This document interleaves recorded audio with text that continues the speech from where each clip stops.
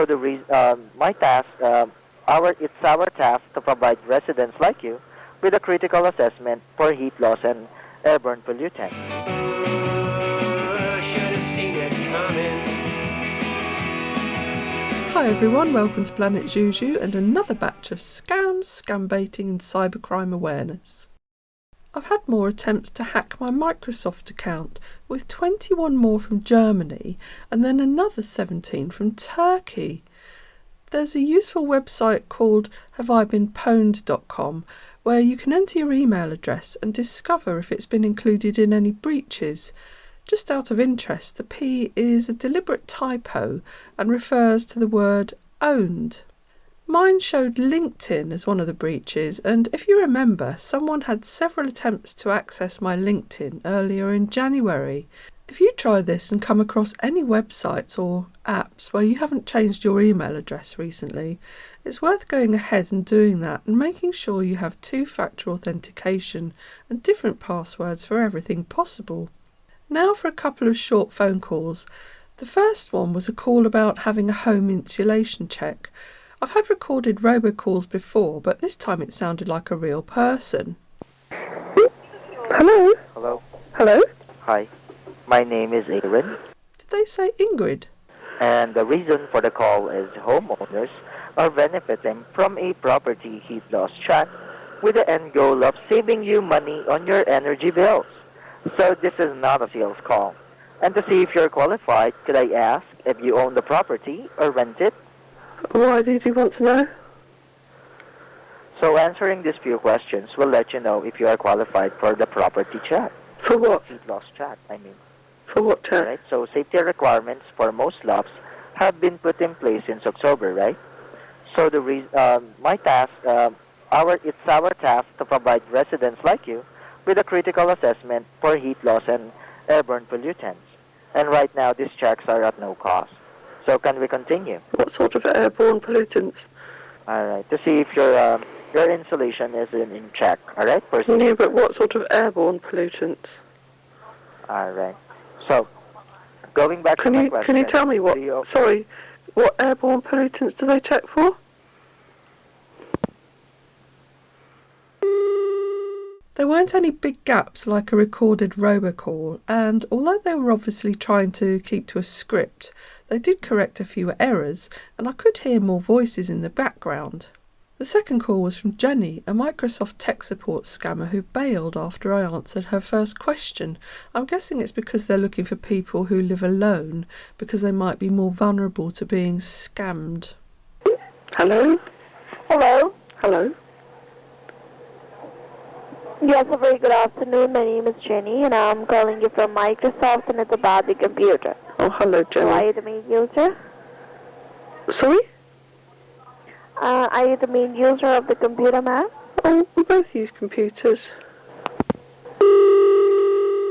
Both numbers were spoofed as coming from London. I reported them on Who Called Me. I saw this Too Good To Be True advert shared on Facebook by a friend. It's for a really cheap folding piano keyboard. If you search online, you'll find similar instruments for much more. Marefold.com is not marked as safe by my safe browsing software and is reported here as a scam website where you're not only going to be ripped off, either by receiving absolutely nothing or a very low quality product, but where you could also have your details used for further scams, as they say it's part of a Chinese scammer network. Here's another scam I noticed on Facebook that targets people wanting to lose weight without putting the work in. Keto gummies. Honestly, if any ad you see tells you you can lose tens of pounds just by swallowing a few gummies, it's going to be a scam. Pfizer doesn't even make gummies, and this is just a picture of random candy. Scammers have produced fake celebrity endorsements too. Here's what fake Oprah Winfrey keto gummies says. Oprah Winfrey keto gummies are a cutting-edge prosperity thing that helps you with losing excess weight and may be used by anyone encountering rotundity-related concerns. Oprah Winfrey keto gummies are made with standard created trimmings and are not misleadingly taken care of, making them safeguarded from utilisation. And hopefully now you know they're safeguarded from utilisation, you won't be buying them. I was tagged on Twitter by a fake profile. That comment was then replied to by this profile. It's some sort of introduction to a Bitcoin scam. The ploy seems to be to create a bot that makes a multitude of fake profiles to tag users. Then in comes a scammer with a comment which flies under the radar a bit more. I did report both profiles, and it looks like they may be doing something with one of them at least. Finally, I had a couple of emails impersonating the National Field Archery Society. It was one similar to these that got me into talking about scams in the first place. They're talking about VIP seats for an archery membership, and if you know anything about archery organisation membership, it doesn't include seats. So Michel le Preneur went scam baiting. Dear NFAS sales, I have a question about the VIP membership seats. Can you help? Regards, M. le Preneur. They replied, but it went to my spam folder. Dear Michelle, thanks for being interested in our VIP membership. How can we help you?